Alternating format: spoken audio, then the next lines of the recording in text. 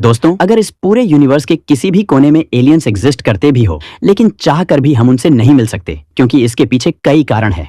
सबसे बड़ा कारण है ब्रह्मांड में सूचना यानी जानकारी सबसे तेज रफ्तार से प्रकाश की गति से ही यात्रा कर सकती है। इसका मतलब है कि अगर हम किसी दूसरे ग्रह को संदेश भेजते हैं तो उस संदेश को वहां पहुंचने में उतना ही समय लगेगा जितना कि प्रकाश को उस ग्रह तक पहुंचने में लगेगा। अगर कोई एलियन 67 मिलियन प्रकाश वर्ष दूर से पृथ्वी को देख रहा है तो वो हमें नहीं बल्कि 65 मिलियन साल पहले के जीवों को देख रहा होगा। मतलब वो जो कुछ देखेगा वो आज से लाखों साल पहले का होगा, जैसे कि डायनासोर, क्योंकि तब धरती पर डायनासोर थे।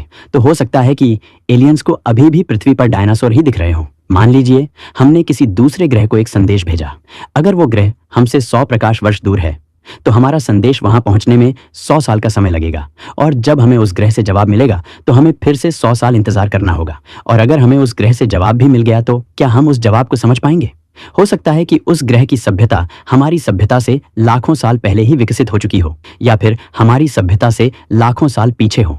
ऐसे में हमारी भाषा, तकनीक और सोचने का तरीका इतना अलग होगा कि हम एक दूसरे को समझ ही नहीं पाएंगे। अगर आपको इन सब चीजों में दिलचस्पी है तो हमारे साथ जुड़े रहने के लिए माइंड एस्ट्रोवर्स को फॉलो यानी सब्सक्राइब करना ना भूलें, अन्यथा आप हमें कभी नहीं खोज पाएंगे।